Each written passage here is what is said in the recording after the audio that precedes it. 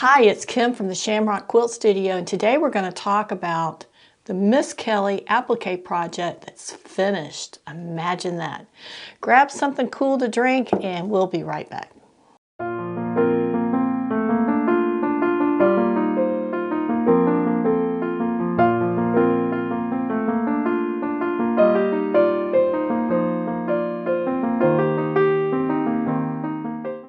And welcome back to the Shamrock Quilt Studio.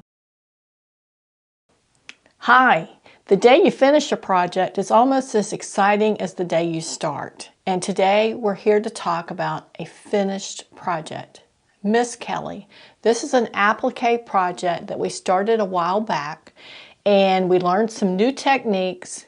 We had some fun along the way putting this together, and today it's finished and it's hanging on the wall. Now, before we start talking about the project itself, I wanted to tell you a little bit about how it came to live in this frame. This project initially was supposed to be about 35 inches by 35 inches, and that included a sawtooth border. But as we started working on the project, I decided to go with a plain straight border instead of a sawtooth. So that made the size come down just a little bit. I think it's about 31 inches finished size. And I was just going to pin it on the wall the way I usually do with the quilts. If they're going to hang on the wall for a short period of time, a couple of months, usually I just use some either sturdy straight pins or a push pin and push them in near the seams or in an area where there are multiple layers of fabric. And I try to put enough in so that it doesn't cause too much pull on those individual pins, and it can support it for a short period of time. I do know that if you leave it in there too long, it's going to start sagging, and then that's when you're going to see some evidence of a pulling on that pin or even ripping. So you have to be careful.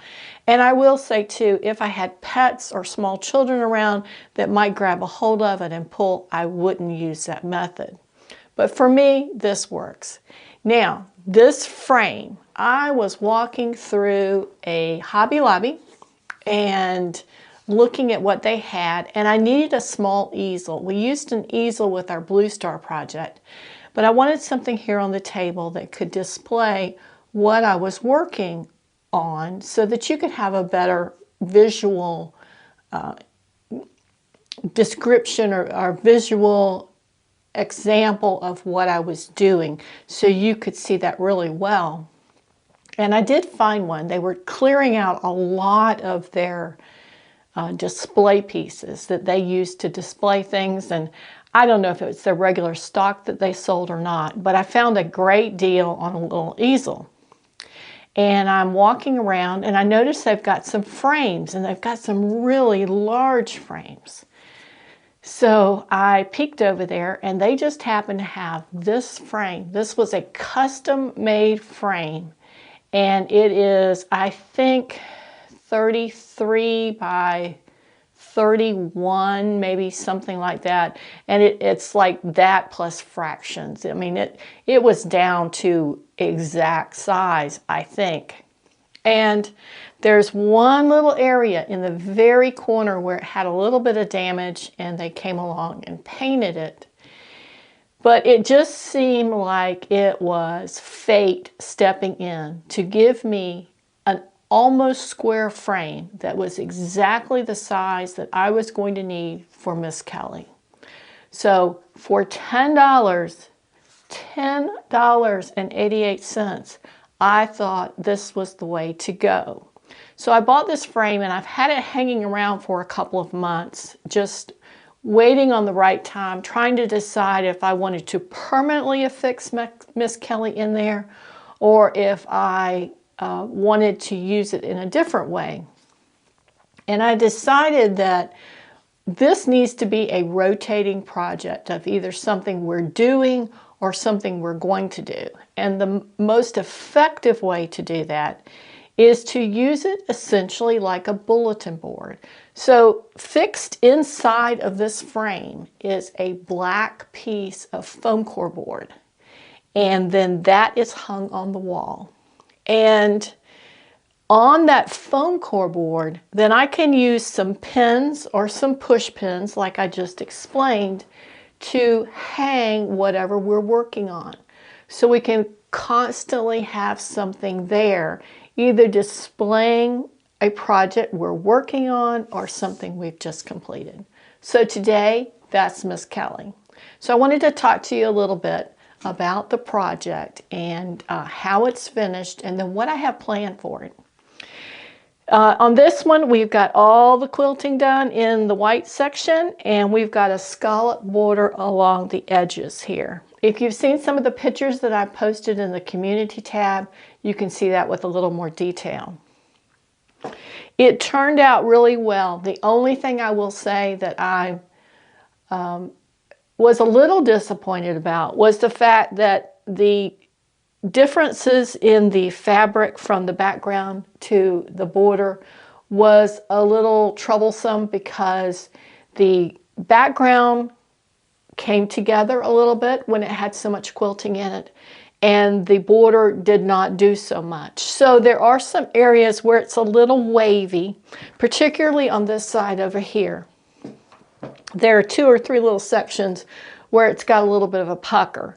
So that's where this, what's going to happen with it. It's going to hang here, and when I get some free time, or when it's time to take it down, I think what I'm going to do is I'm going to run a line of stitches around the very edge of the white fabric, and that will just draw that in a little bit. And then I think in my head I've got a little extra quilting design that I'm going to put right here in the border, and that too will help draw that in a little bit and just kind of complete it a bit. But there comes a point in a project where you have to say it's good enough for now.